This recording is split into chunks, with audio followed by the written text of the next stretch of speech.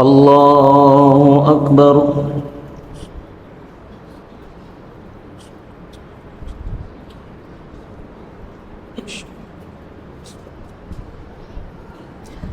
الحمد لله رب العالمين الرحمن الرحيم مالك يوم الدين إياك نعبد وإياك نستعين اهدنا الصراط المستقيم صراط الذين أنعمت عليهم غير المغضوب عليهم ولا الضالين. اتل ما أوحي إليك من الكتاب وأقم الصلاة إن الصلاة تنهى عن الفحشاء والمنكر ولذكر الله أكبر والله يعلم ما تصنعون. ولا تجادلوا أهل الكتاب إلا بالتي هي أحسن إلا الذين ظلموا منهم وقولوا آمنا بالذي أنزل إلينا وأنزل إليكم وإلهنا وإلهكم واحد ونحن له مسلمون. وكذلك أنزلنا إليك الكتاب فالذين آتيناهم الكتاب يؤمنون به ومن هؤلاء من يؤمن به وما يجحد بآياتنا إلا الكافرون. وما كنت تتلو من قبله من كتاب ولا تخطه بيمينك إذا لارتاب المبطلون بل هو آيات بينات في صدور الذين أوتوا العلم وما يجحد بآياتنا إلا الظالمون. وقالوا لولا أنزل عليه آيات من ربه قل إنما الآيات عند الله وإنما أنا نذير مبين. أولم يكفهم أنا أنزلنا عليك الكتاب يتلى عليهم إن في ذلك لرحمة وذكرى لقوم يؤمنون. قل كفى بالله بيني وبينكم شهيدا يعلم ما في السماوات والأرض والذين آمنوا بالباطل وكفروا بالله أولئك هم الخاسرون. قل ويستعجلونك بالسيئة قبل الحسنة وقد خلت من قبلهم المثلات وإن ربك لذو مغفرة للناس على ظلمهم ويستعجلونك بالعذاب وإن جهنم لمحيطة بالكافرين. يوم يغشاهم العذاب من فوقهم ومن تحت أرجلهم ويقول ذوقوا ما كنتم تعملون. يا عبادي الذين آمنوا إن أرضي واسعة فإياي فاعبدون. كل نفس ذائقة الموت ونبلوكم بالشر والخير فتنة وإلينا ترجعون. ويستعجلونك بالعذاب ولولا أجل مسمى لجاءهم العذاب وليأتينهم بغتة وهم لا يشعرون. يستعجلونك بالعذاب وإن جهنم لمحيطة بالكافرين. يوم يغشاهم العذاب من فوقهم ومن تحت أرجلهم ويقول ذوقوا ما كنتم تعملون. يا عبادي الذين آمنوا إن أرضي واسعة فإياي فاعبدون. كل نفس ذائقة الموت ثم إلينا ترجعون. والذين آمنوا وعملوا الصالحات لنبوئنهم من الجنة غرفا تجري من تحتها الأنهار خالدين فيها نعم أجر العاملين الذين صبروا وعلى ربهم يتوكلون. وكأي من دابة لا تحمل رزقها الله يرزقها وإياكم وهو السميع العليم. ولئن سألتهم من خلق السماوات والأرض وسخر الشمس والقمر ليقولن الله فأنى يؤفكون. الله يبسط الرزق لمن يشاء من عباده ويقدر له إن الله بكل شيء عليم. ولئن سألتهم من نزل من السماء ماء فأحيا به الأرض من بعد موتها ليقولن الله قل الحمد لله بل أكثرهم لا يعقلون وما هذه الحياة الدنيا إلا لهو ولعب وإن الدار الآخرة لهي الحيوان لو كانوا يعلمون فإذا ركبوا في الفلك دعوا الله مخلصين له الدين فلما نجاهم إلى البر إذا هم يشركون ليكفروا بما آتيناهم وليتمتعوا فسوف يعلمون أولم يروا أنا جعلنا حرما آمنا ويتخطف الناس من حولهم أفبالباطل يؤمنون وبنعمة الله يكفرون ومن أظلم ممن افترى على الله كذبا أو كذب بالحق لما جاءه أليس في جهنم مثوى للكافرين والذين جاهدوا فينا لنهدينهم سبلنا وإن الله لمع المحسنين ألف لام ميم غلبت الروم في أدنى الأرض وهم من بعد غلبهم سيغلبون في بضع سنين لله الأمر من قبل ومن بعد ويومئذ يفرح المؤمنون بنصر الله ينصر من يشاء وهو العزيز الرحيم وعد الله لا يخلف الله وعده ولكن أكثر الناس لا يعلمون ظاهرا من الحياة الدنيا وهم عن الآخرة هم غافلون أولم يتفكروا في أنفسهم ما خلق الله السماوات والأرض وما بينهما إلا بالحق وأجل مسمى وإن كثيرا من الناس بلقاء ربهم لكافرون أولم يسيروا في الأرض فينظروا كيف كان عاقبة الذين من قبلهم كانوا أشد منهم قوة وأثاروا الأرض وعمروها أكثر مما عمروها وجاءتهم رسلهم بالبينات فما كان الله ليظلمهم ولكن كانوا أنفسهم يظلمون ثم كان عاقبة الذين أساءوا السوء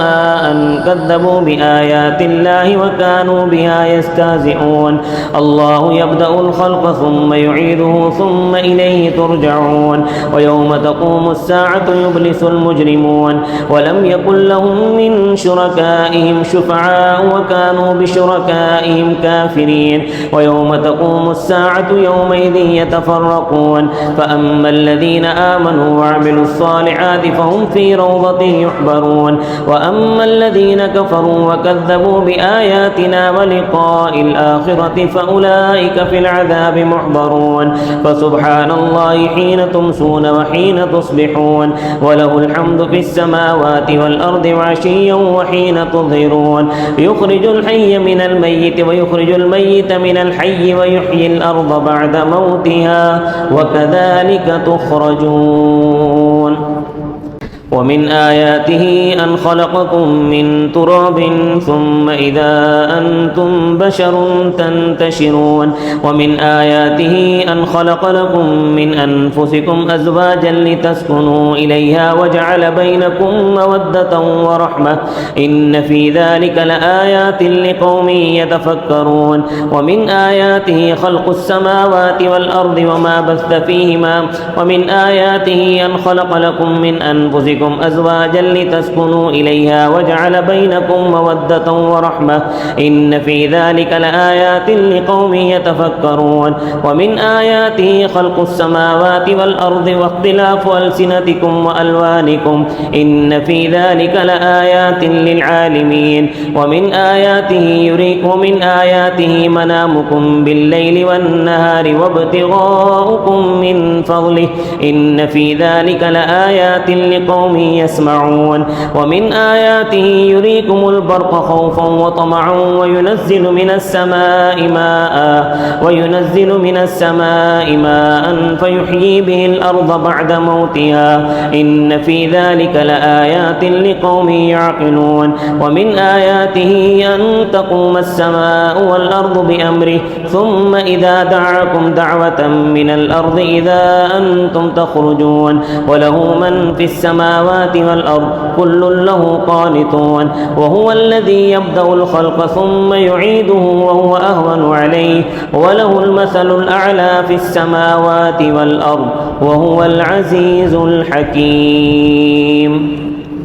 ضرب لكم مثلا من أنفسكم هل لكم مما ملكت أيمانكم من شركاء فيما رزقناكم فأنتم فيه سواء تخافونهم كخيفتكم أنفسكم كذلك نفصل الآيات لقوم يعقلون بل اتبع الذين ظلموا أهواءهم بغير علم فمن يهدي من أضل الله وما لهم من ناصرين فأقم وجهك للدين حنيفا فطرة الله التي فطر الناس عليها لا تبديل لخلق الله ذلك الدين القيم ولكن أكثر الناس لا يعلمون منيبين إليه واتقوه وأقيموا الصلاة ولا تكونوا من المشركين من الذين فرقوا دينهم وكانوا شيعا كل حزب بما لديهم فرحون وإذا مس الناس ضر دعوا ربهم منيبين إليه ثم إذا أذاقهم منه رحمة إذا فريق منهم بربهم يشركون ليكفروا بما آتيناهم فتمتعوا فسوف تعلمون أم أنزلنا عليهم سلطانا فهو يتكلم بما كانوا به يشركون وإذا أذقنا الناس رحمة فرحوا بها وإن تصبهم سيئة بما قدمت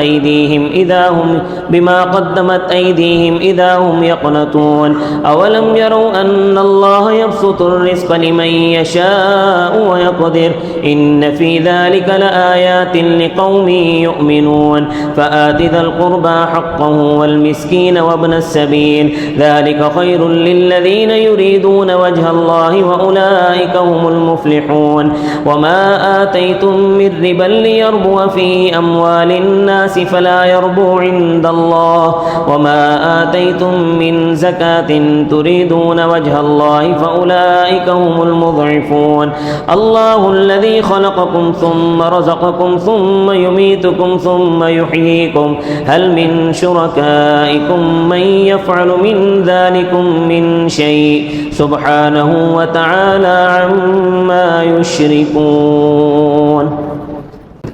ظهر الفساد في البر والبحر بما كسبت أيدي الناس ليذيقهم بعض الذي عملوا لعلهم يرجعون قل سيروا في الأرض فانظروا كيف كان عاقبة الذين من قبل كان أكثرهم مشركين فأقم وجهك للدين القيم من قبل أن يأتي يوم لا مرد له من الله يومئذ يصدعون من كفر فعليه كفره ومن عمل صالحا فلأنفسهم يمهدون ليجزي الذين آمنوا وعملوا الصالحات من فضله إنه لا يحب الكافرين ومن آياته أن يرسل الرياح مبشرات وليذيقكم من رحمته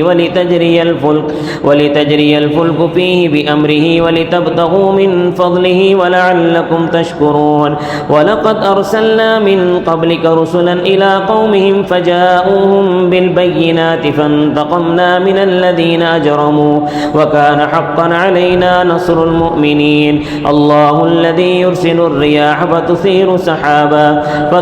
سحابا فيبسطه في السماء كيف يشاء ويجعله كسفا فترى الودق يخرج من خلاله فإذا أصاب به من يشاء من عباده إذا هم يستبشرون وإن كانوا من قبل أن ينزل عليهم من قبله لمبلسين فانظر إلى آثار رحمة الله كيف يحيي الأرض بعد موتها إن ذلك لمحيي الموتى وهو على كل شيء قدير ولئن أرسلنا ريحا فرأوه مصفرا لظلوا من بعده يكفرون فإنك لا تسمع الموتى ولا تسمع الصم الدعاء إذا ولوا مدبرين وما أنت بهاد العمي عن ضلالتهم إن تسمع إلا من يؤمن بآياتنا فهم مسلمون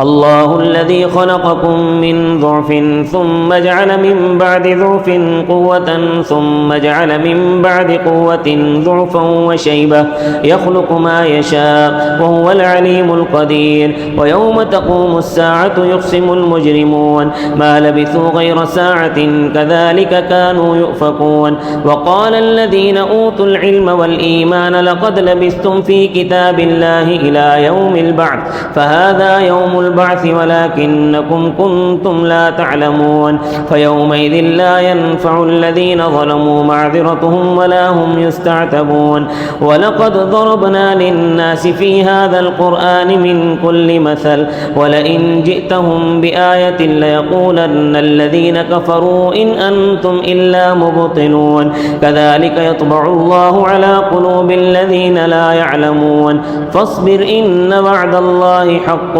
ولا يستخفنك الذين لا يوقنون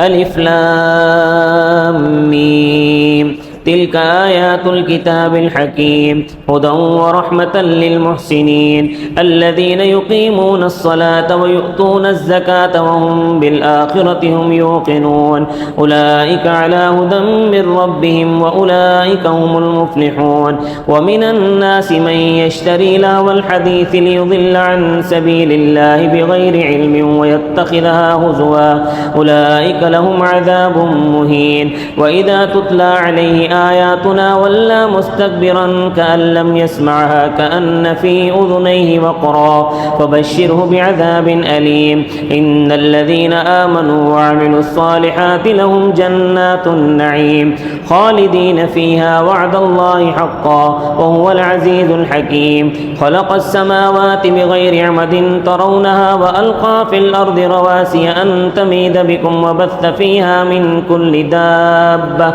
وأنزلنا من السماء ماء فأنبتنا فيها من كل زوج كريم هذا خلق الله فأروني ماذا خلق الذين من دونه بل الظالمون في ضلال مبين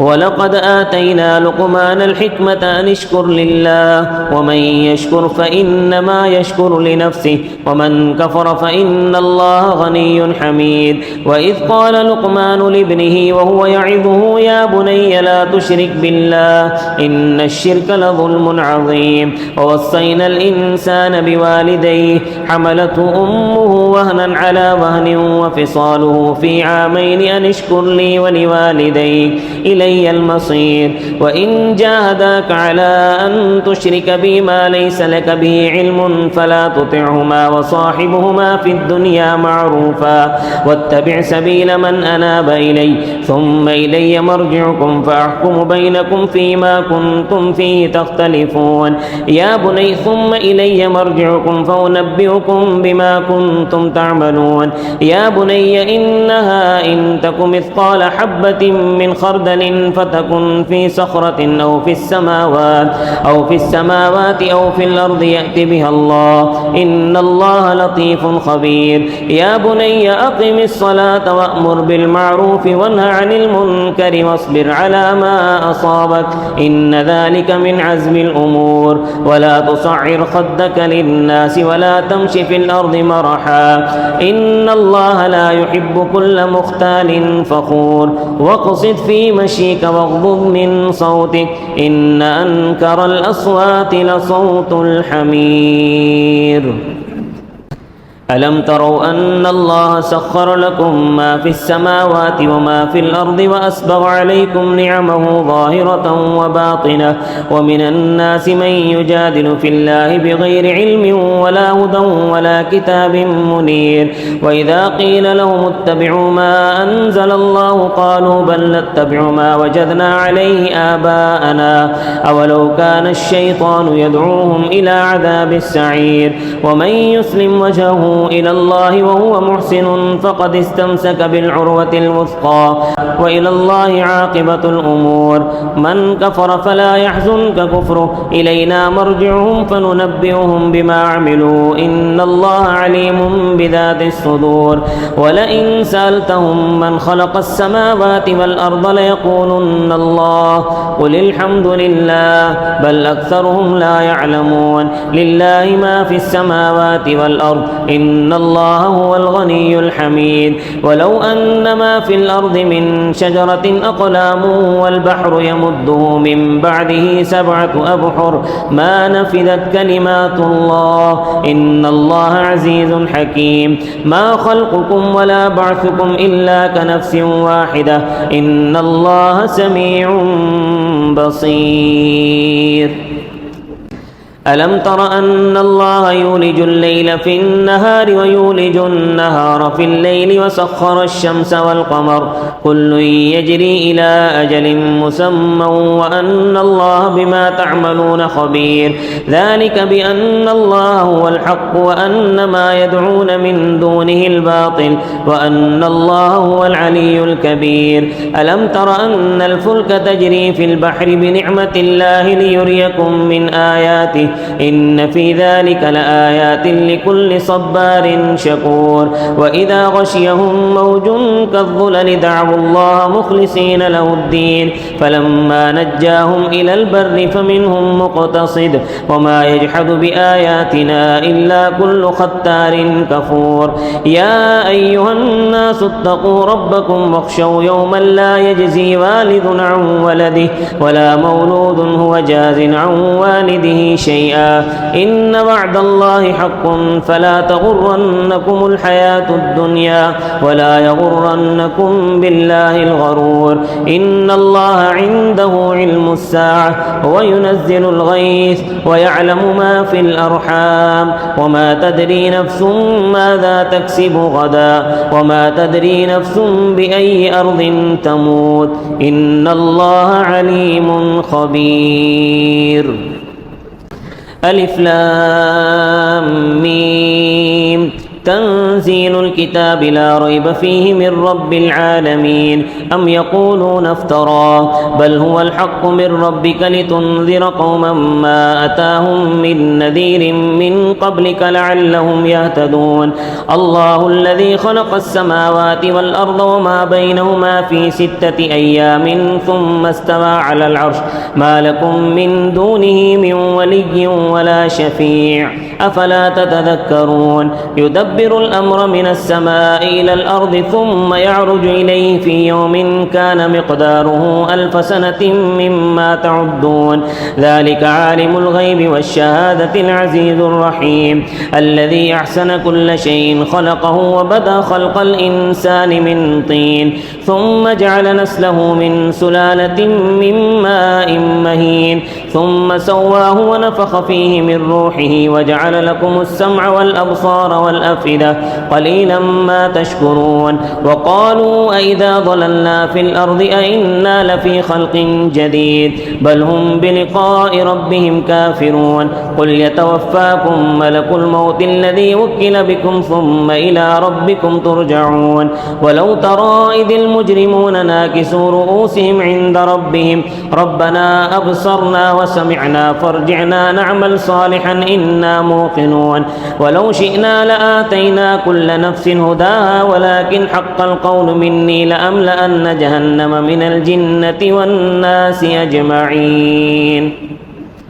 فذوقوا بما نسيتم لقاء يومكم هذا إنا نسيناكم وذوقوا عذاب الخلد بما كنتم تعملون. إنما يؤمن بآياتنا الذين إذا ذكروا بها خروا سجدا وسبحوا بحمد ربهم وهم لا يستكبرون. تتجافى جنوبهم عن المضاجع يدعون ربهم خوفا وطمعا ومما رزقناهم ينفقون فلا تعلم نفس ما أخفي لهم من قرة أعين جزاء بما كانوا يعملون أفمن كان مؤمنا كمن كان فاسقا لا يستوون أما الذين آمنوا وعملوا الصالحات فلهم جنات المأوى نزلا بما كانوا يعملون وأما الذين فسقوا فمأواهم النار كلما أرادوا أن يخرجوا منها أعيدوا فيها وقيل لهم ذوقوا عذاب النار الذي كنتم به تكذبون ولنذيقنهم من العذاب الأدنى دون العذاب الأكبر لعلهم يرجعون ومن أظلم ممن ذكر بآيات ربه ثم أعرض عنها إنا من المجرمين منتقمون ولقد آتينا موسى الكتاب فلا تكن في مرية من لقائه وجعلناه هدى لبني إسرائيل وجعلنا منهم أئمة يهدون بأمرنا لما صبروا وكانوا بآياتنا يوقنون إن ربك هو يفصل بينهم يوم القيامة فيما كانوا فيه يختلفون أولم يهد لهم كم أهلكنا من قبلهم من القرون يمشون في مساكنهم إن في ذلك لآيات أفلا يسمعون أولم يروا أنا نسوق الماء إلى الأرض الجرز فنخرج به زرعا تأكل منه أنعامهم وأنفسهم أفلا يبصرون ويقولون متى هذا الفتح إن كنتم صادقين قل يوم الفتح لا ينفع الذين كفروا إيمانهم ولا هم ينظرون فأعرض عنهم وانتظر إنهم منتظرون يا أيها النبي اتق الله ولا تطع الكافرين والمنافقين إن الله كان عليما حكيما واتبع ما يوحى إليك من ربك إن الله كان بما تعملون خبيرا وتوكل على الله وكفى بالله وكيلا ما جعل الله لرجل من قلبين في جوفه وما جعل أزواجكم اللائي تظاهرون منهن أمهاتكم وما جعل أدعياءكم أبناءكم ذلكم قولكم بأفواهكم والله يقول الحق وهو يهدي السبيل ادعوهم لآبائهم هو أقسط عند الله فإن لم تعلموا آباءهم فإخوانكم في الدين ومواليكم وليس عليكم جناح فيما أخطأتم به ولكن ما تعمدت قلوبكم وكان الله غفورا رحيما النبي أولى بالمؤمنين من أنفسهم وأزواجه أمهاتهم وأولو الأرحام بعضهم أولى ببعض في كتاب الله من المؤمنين والمهاجرين إلا أن تفعلوا إلى أوليائكم معروفا كان ذلك في الكتاب مسطورا وإذ أخذنا من النبيين ميثاقهم ومنك ومن نوح وإبراهيم وموسى وعيسى ابن مريم وأخذنا منهم ميثاقا غليظا ليسأل الصادقين عن صدقهم وأعد للكافرين عذابا أليما يا أيها الذين آمنوا اذكروا نعمة الله عليكم إذ جاءتكم جنود فأرسلنا عليهم ريحا وجنودا لم تروها وكان الله بما تعملون بصيرا إذ جاءوكم من فوقكم ومن أسفل منكم وإذ زاغت الأبصار وبلغت القلوب الحناجر وتظنون بالله الظنونا هنالك ابتلي المؤمنون وزلزلوا زلزالا شديدا وإذ يقول المنافقون والذين في قلوبهم مرض ما وعدنا الله ورسوله إلا غرورا وإذ قالت طائفة منهم يا أهل يثرب لا مقام لكم فارجعوا ويستأذن فريق منهم النبي يقولون إن بيوتنا عورة وما هي بعورة إن يريدون إلا فرارا ولو دخلت عليهم من أقطارها ثم سئلوا الفتنة لآتوها وما تلبثوا بها إلا يسيرا ولقد كانوا عاهدوا الله من قبل لا يولون الأدبار وكان عهد الله مسؤولا قل لن ينفعكم الفرار إن فررتم من الموت أو القتل وإذا لا تمتعون إلا قليلا قل من ذا الذي يعصمكم من الله إن أراد بكم سوءا أو أراد بكم رحمة ولا يجدون لهم من دون الله وليا ولا نصيرا قد يعلم الله المعوقين منكم والقائلين لإخوانهم هلم إلينا ولا يأتون البأس إلا قليلا أشحة عليكم فإذا جاء الخوف رأيتهم ينظرون إليك تدور أعينهم كالذي يغشى عليه من الموت فإذا ذهب الخوف سلقوكم بألسنة حداد أشحة على الخير أولئك لم يؤمنوا فأحبط الله أعمالهم وكان ذلك على الله يسيرا يحسبون الأحزاب لم يذهبوا وإن يأتي الأحزاب يودوا لو أنهم بادون في الأعراب يسألون عن أنبائكم ولو كانوا فيكم ما قاتلوا إلا قليلا لقد كان لكم في رسول الله أسوة حسنة لمن كان يرجو الله واليوم الآخر وذكر الله كثيرا ولما رأى المؤمنون الأحزاب قالوا هذا ما وعدنا الله ورسوله وصدق الله ورسوله وما زادهم إلا إيمانا وتسليما من المؤمنين رجال صدقوا ما عاهدوا الله عليه فمنهم من قضى نحبه ومنهم من ينتظر وما بدلوا تبديلا ليجزي الله الصادقين بصدقهم ويعذب المنافقين إن شاء أو يتوب عليهم إن الله كان غفورا رحيما ورد الله الذين كفروا بغيظهم لم ينالوا خيرا وكفى الله المؤمنين القتال وكان الله قويا عزيزا وأنزل الذين ظاهروهم من أهل الكتاب من سياصيهم وقذف في قلوبهم الرعب فريقا تقتلون وتأسرون فريقا وأورثكم أرضهم وديارهم وأموالهم وأرضا لم تطئوها وكان الله على كل شيء قديرا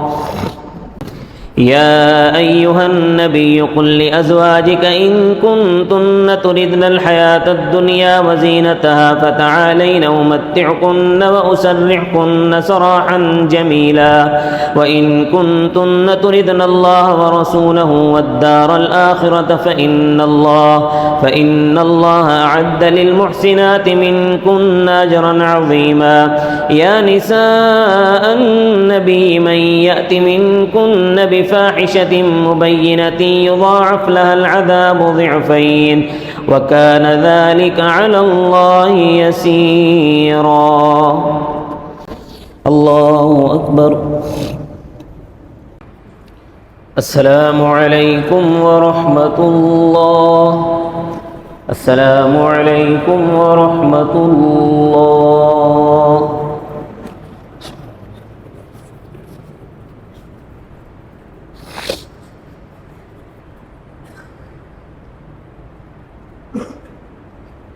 الحمد لله رب العالمين